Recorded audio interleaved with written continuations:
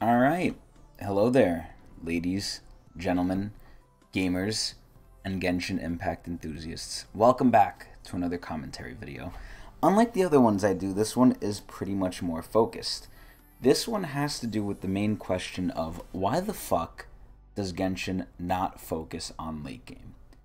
Why do I ask this question? Well, recently it came out in an article interview, I believe on Kotaku, that Hoyoverse did an interview and they were asked, what are their plans for late game? Are there any plans?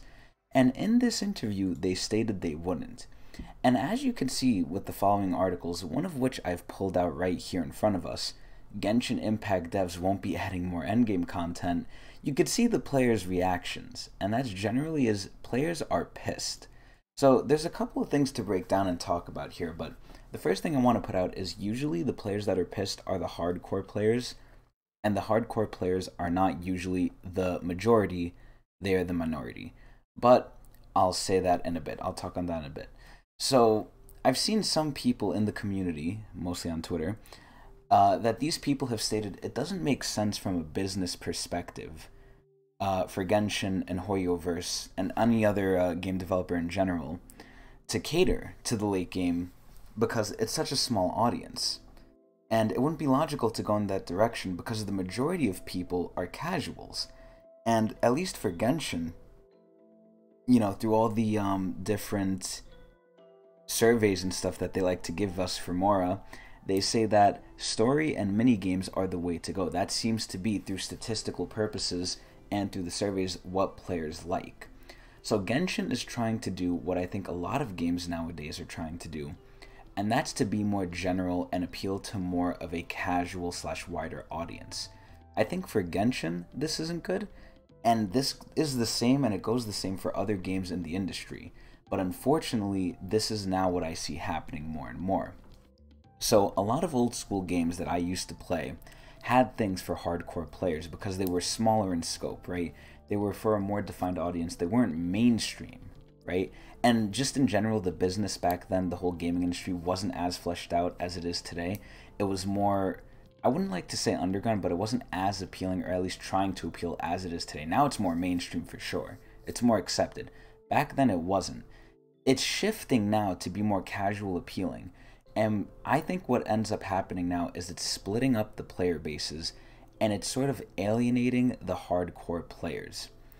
In the games and Genshin, the other games and Genshin, the reasoning is that they put forth is that late game, serious content isn't done by a lot of people. And I actually do think this is a valid thing because, like I said, statistically speaking, a lot of this type of content isn't done through polling and through surveys and stuff.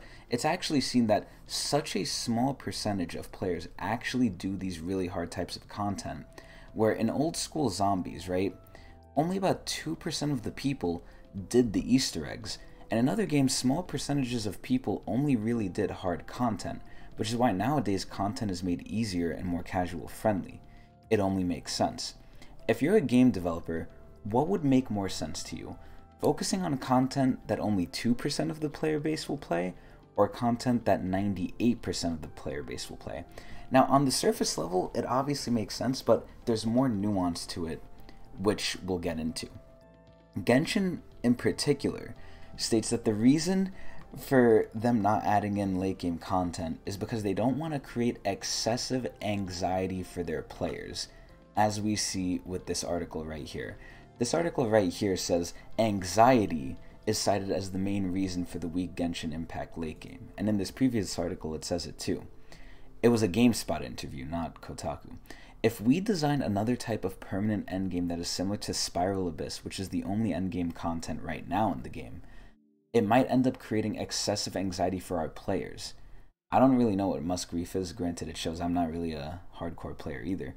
But it says they might have anxiety. What the fuck does that even mean? You know what it means to me? It means to me that they don't really want to appeal to the hardcore player base. They want to appeal to casuals. So if this was true, what they're saying, that it causes anxiety, the whole series or the whole genre of gaming in gacha games causes anxiety because of the practice of what they do in gacha games. It's ironic because they don't want to change the resin system, which in Genshin time gates you into spending money. Because if you're limited by resin, which is what you need to do almost anything, there's events in Genshin that cause you to have fear of missing out.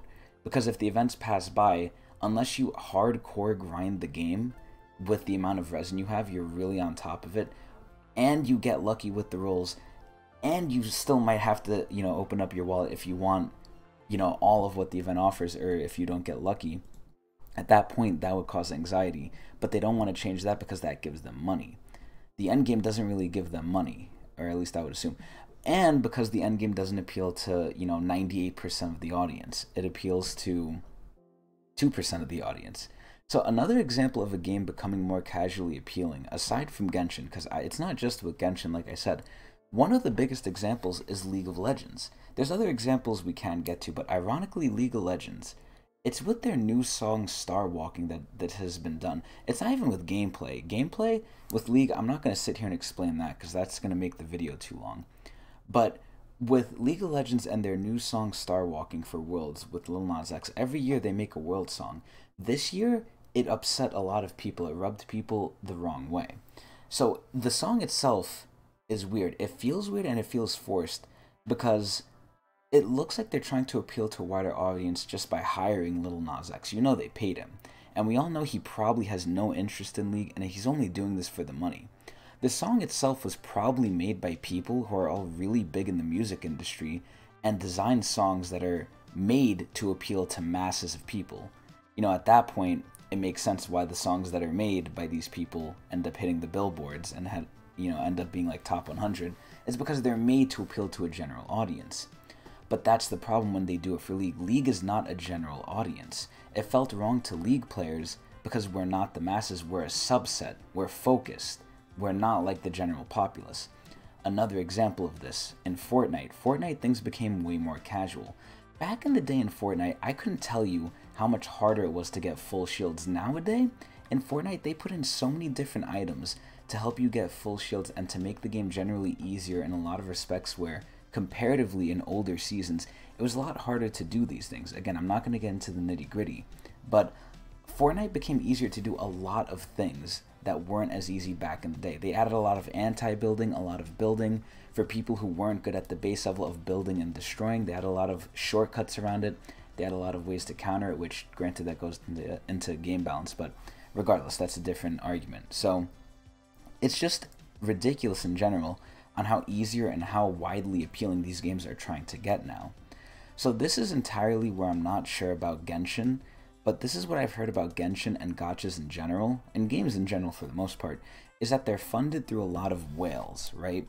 For those people who don't know, which how do you not know at this point, whales are people who are the very minority of the player base who spend the majority of the money that almost funds the fucking game.